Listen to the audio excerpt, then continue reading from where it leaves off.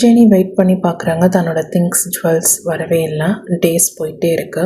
So police station கால் பண்ணுறாங்க, answer வரலை. So உடனே தன்னோட ஹஸ்பண்ட் நம்பருக்கு கால் பண்ணி சண்டை போடுறாங்க, எனக்கு வந்தே ஆகணும் அப்படின்னு.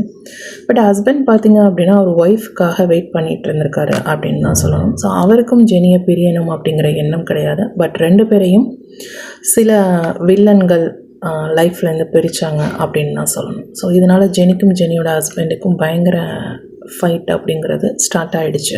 வார் அப்படின்னு கூட சொல்லலாம். ஸோ ஜெனி சண்டை போடுறதுனால ஜெனியோட ஹஸ்பண்ட் ஜெனியோட திங்ஸ் எல்லாத்தையும் பேக் பண்ணி தன்னோட வீட்டில் இருந்து ஜெனியோட வீட்டுக்கு அனுப்புகிறாரு அப்படின்னு கூட சொல்லலாம். ஸோ அந்த ஜாமான்லாம் ஜெனியோட வீட்டுக்கு ட்ரக் மூலயமா வந்து இறங்குது அப்படின்னு கூட சொல்லலாம். அதே சமயம் ஜெனி தன்னுடைய கோர்ஸையும் படிச்சிட்ருக்காங்க காலேஜ். ஸோ காலேஜ் ரெகுலராக போகணும். தன்னுடைய பேபியும் குழந்தையும் கூட்டிக்கிட்டே காலேஜ் போய் படிக்கிறாங்க அப்படின்னு சொல்லலாம். ஸோ எக்ஸாம்ஸ் எழுதிட்டுருக்காங்க. அதில் கொஞ்சம் அவங்க பிஸியாக இருக்காங்க. அந்த டைம் பார்த்திங்க அப்படின்னா ஜெனிக்கு பயங்கர ட்ராஜடியான லைஃப் அப்படிங்கிறது ஸ்டார்ட் ஆகிடுச்சு அப்படின்னு சொல்லலாம். ஜெனியோட ஹஸ்பண்ட் ஃபேமிலி இப்போ ஜெனி மேலே பயங்கர கோவத்தில் இருக்காங்க. ஏன்னா தன்னுடைய பையன் மேலே கம்ப்ளைண்ட் கொடுத்ததுனால. ஸோ ஜெனி இப்போ என்ன பண்ணுறாங்க அப்படின்னா அவரோட வாழவே விருப்பம் இல்லை அப்படின்னு சொல்லிட்டு அடுத்த லாயரை பார்த்து டிவோர்ஸ் நோட்டீஸ் கொடுக்கலாம் அப்படிங்கிறதுல அவங்க ஏற்பாடு செய்கிறாங்க. தன் ஹஸ்பண்டோட ஆஃபீஸ்க்கும் வீட்டுக்கும் டிவோர்ஸ் நோட்டீஸ் ஜெனி அனுப்புகிறாங்க. பட் ஹஸ்பண்ட் சைடு எந்த ரிப்ளைவும் வரல. ஹஸ்பண்டோட ஃபேமிலி ஜெனியோட வீட்டுக்கு வராங்க. அந்த சமயம் ஜெனியோட பேரண்ட்ஸ் வீட்டில் இல்லை, வெளியில் போயிருந்தாங்க அப்படின்னு தான் சொல்லணும். ஸோ இப்போ ஜெனி ஹஸ்பண்ட் அவங்களுடைய ஃபேமிலி மெம்பர்ஸ் எல்லாருமே ஜெனியோட வீட்டு வாசலில் நின்றுட்டு வந்து கத்துறாங்க அப்படின்னு தான் சொல்லணும். ஸோ ரொம்ப வேகமாக கத்துறாங்க. தன் தம்பிக்கிட்ட வாங்கின பணத்தை கூட, அதாவது மருமகள் அப்படிங்கிற மாதிரி அவங்க பேசலை, மருமகள் இல்லாமல் வேறு ஒரு விதமாக பெண்ணை சித்தரித்து பேசுவாங்க இல்லையா. ஸோ அந்த மாதிரி ஜெனியை வந்து பேசி அசிங்கப்படுத்துகிறாங்க அப்படின்னு கூட சொல்லலாம். ஸோ இதனால் ஜெனியோட இமேஜை அவங்க இருக்கக்கூடிய ஸ்ட்ரீட்டில் ஸ்பாயில் பண்ணிட்டாங்க அப்படின்னு கூட சொல்லலாம். என்னோட ஸ்ட்ரீட் நெய்பர்ஸ் அக்கம் பக்கம் வீடு இருக்கும் இல்லையா. ஸோ அங்கே உள்ளவங்கள்ட்ட இவங்க ஜெனி ஹஸ்பண்டோட ஃபேமிலி உட்காந்து பேசிட்டு அவங்களுடைய ஃபோன் நம்பரை வாங்கிட்டு போகிறாங்க. ஜெனியோட ஹஸ்பண்ட் சிஸ்டர்ஸ் அப்படின்னு சொல்லலாம். ஏன்னா ஜெனியை பற்றின இன்ஃபர்மேஷன் கேட்டு தெரிஞ்சுக்கிறதுக்காக அக்கம் பக்கத்து வீட்டாருடைய நம்பரை அவங்க வாங்கிட்டு போகிறாங்க. ஸோ ஜெனி எப்போ வெளியில் போயிட்டு வீட்டுக்கு வராங்களோ அப்போ வந்து பக்கத்து வீட்டுக்காரர் சொல்கிறாரு, இந்த மாதிரி உங்கள் ஹஸ்பண்டோட ஃபேமிலி வந்தாங்க, சத்தம் போட்டாங்க அப்படின்னு ஜெனிக்கிட்டேயும் ஜெனியோட பேரண்ட்ஸ்கிட்டையும் சொல்கிறாரு.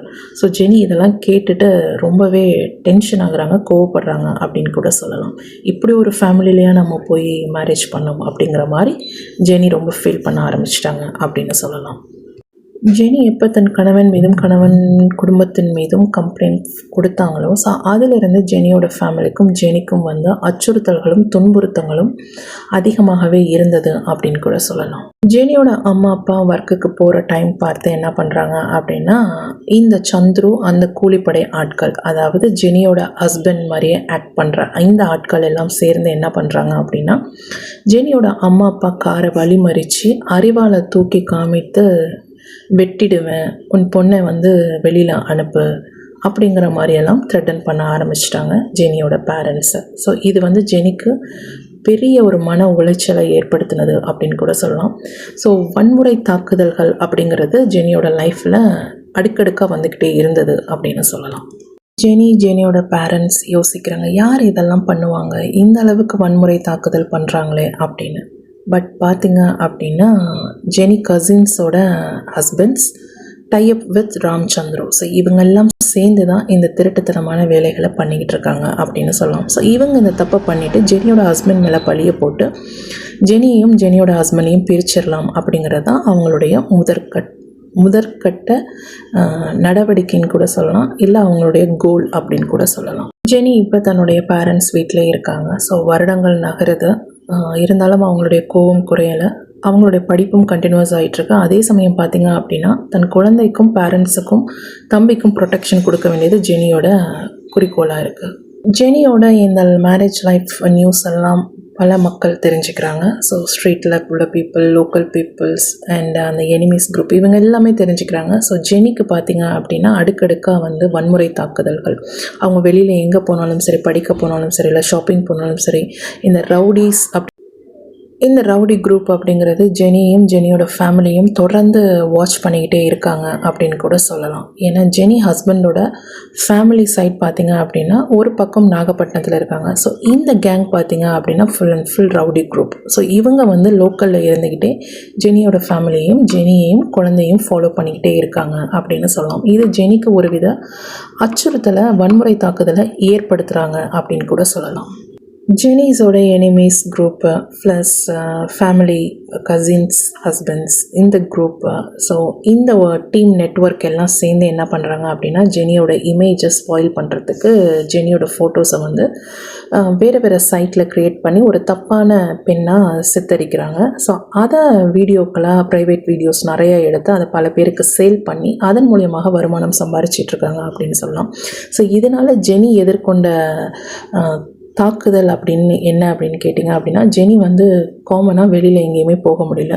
ஸோ அப்படி போகும்போது பார்த்திங்க அப்படின்னா இந்த வீடியோஸ் எல்லாம் பார்த்துட்டு ஜெனியை கிண்டல் கேலி பண்ணுறவங்களும் இல்லை தப்பாக வந்து நடந்துக்க முயற்சி பண்ணுறவங்களும் அதிகமாக இருந்தாங்க அப்படின்னு தான் சொல்லணும். நெட்வொர்க் என்ன பண்ணுறாங்க அப்படின்னா வீடியோஸ், அதாவது ஜெனியோட வீடியோஸ் எல்லாத்தையுமே அவங்க ஏஐ இல்லை பல சாஃப்ட்வேரில் கன்வெர்ட் பண்ணி ஸோ அதை பென்ட்ரைவில் ஸ்டோர் பண்ணி பல நபர்களுக்கு அவங்க விற்று காசு சம்பாதிக்கிறாங்க அப்படிங்கிறதும் தெரியுது. இதை தன்னுடைய உறவினர்களுக்கும் அவங்க அனுப்பி அதன் மூலியமாக ஜெனியை அவமானத்திற்கு உள்ளாக்குனாங்க அப்படின்னு கூட சொல்லலாம். ஸோ குடும்ப வன்முறை அப்படிங்கிறது அதிகமாகவே இருந்தது ஜெனியினுடைய லைஃப்பில்.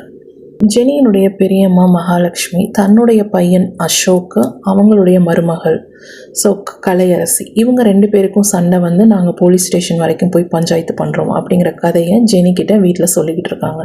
ஸோ அப்படி சொல்லிக்கிட்டு இருக்க காலகட்டத்திலேயே ஜெனிக்கும் ஜெனியோட ஹஸ்பண்டுக்கும் இதே சம்பவம் அப்படிங்கிறது நடக்கிறது அப்படிங்கிறது ரொம்ப ஆச்சரியமான விஷயம். ஏன்னா இந்த அசோக் உருவத்தில் நடித்தது தான் அந்த சந்துரு அப்படிங்கிற அந்த பர்சன்.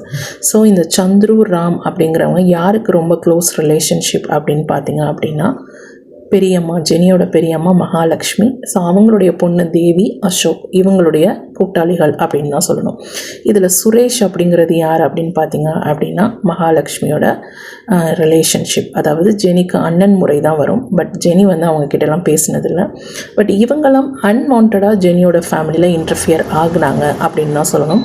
ஸோ ப்ராப்ளத்தை ரைஸ் பண்ணாங்க அப்படின்னு தான் சொல்லணும். ஸோ இவங்களால தான் ஜெனியோட ஃபேமிலியில் பயங்கர ட்ராஜடி அப்படிங்கிறது உருவானது அப்படின்னு கூட சொல்லலாம். ஸோ ஜெனியோட ஃபேமிலி, ஜெனிக்கு நடக்கிற எல்லா ப்ராப்ளமும் யாரால் உருவாக்கப்படுது பார்த்திங்க அப்படின்னா இந்த சுரேஷ் அப்படிங்கிறவர் தான் ஹெட்டு. ஸோ இவருடைய கூட்டாளிகள் தான் இத்தனை பேரும் ஃபேமிலி ரிலேட்டிவ்ஸ். இவங்க என்னென்ன பண்ணுறாங்களோ அத்தனை வேலைப்பாடுகளும் ஜெனியினுடைய லைஃப்பில் எதிரொலிக்குது அப்படின்னு கூட சொல்லலாம். பட் ஜெனிக்கு இந்த சுரேஷ் யார், எதுக்காக பண்ணுறாங்க, ஏன் பண்ணுறாங்க அப்படிங்கிற டீட்டெயில்ஸ் எதுவுமே தெரியாது. ஏன்னா ஜெனிக்கு சுரேஷ்கிட்ட ஃப்ரெண்ட்ஷிப்போ இல்லை தங்கச்சி அப்படிங்கிற ரிலேஷன்ஷிப்போ கிடையாது அப்படின்னு தான் சொல்லணும். ஸோ இப்போ media some YouTube channels, Instagram சேனல்ஸ்லாம் பார்த்திங்க அப்படின்னா ஜெனியோட லைஃப்பை வந்து ட்ரிகர் பண்ணி போடுறாங்க. ஸோ ஜெனிக்கு நிறைய வந்து டிப்ரெஷனை க்ரியேட் பண்ணுறாங்க அப்படின்னு சொல்லலாம். ஸோ ஜெனிக்கு வந்து கிரிமினல்ஸோட டைப் இருக்கிற மாதிரி அவங்க வந்து க்ரியேட் பண்ணுறாங்க அப்படின்னு கூட சொல்லலாம். பட் நம்ம ஜெனிக்கு படிப்பு, வேலை, குடும்பம் இது மட்டுமே பார்த்துக்கிட்டு இருந்த ஜெனிக்கு திடீர்னு கிரிமினல்ஸோட டைப்பு, போலீஸாருடைய சந்தேக பார்வை, ரவுடிஸோட கண்காணிப்பு அப்படின்னு ஒரு சினிமா த்ரில் மாதிரி லைஃப் போனதும் எப்படி இருக்கும் அப்படிங்கிறத கொஞ்சம் யோசித்து பார்க்கணும் எல்லாரும். ஸோ எந்த அளவுக்கு டிப்ரெஷனை ஜெனிக்கும் ஜெனியோட குடும்பத்துக்கும் க்ரியேட் பண்ணி அதில் அவங்க சந்தோஷப்பட்டாங்க அப்படிங்கிறத நம்ம தெரிஞ்சுக்கணும். ஸோ இந்த கஷ்டத்துலையும் ஜெனி தன்னுடைய படிப்பை தொடர்ந்து விடாமல் படித்து முடித்தாங்க அப்படின்னு தான் சொல்லணும். ஸோ ஜெனியினுடைய அம்மா எப்படி கஷ்டப்பட்டாங்களோ அதே லைஃபு ஜெனிக்கும் ரிவீட் ஆனது அப்படின்னு தான் சொல்லணும். ஜெனி வந்து தன்னோட லைஃப்பில் அவாய்ட் பண்ணுறாங்க. எங்களுக்கு எந்தவித கிரிமினல்ஸோடையும் காண்டாக்ட் கிடையாது. ஸோ எங்களை நீங்கள் ஃபோட்டோஸ் எடுக்கிறதோ இல்லை ராங் அலிகேஷன்ஸ் பண்ணுறதோ பண்ணாதீங்க அப்படிங்கிற மாதிரி ரொம்ப துணிச்சலாகவே ஜெனி சொல்கிறாங்க அப்படின்னு கூட சொல்லலாம்.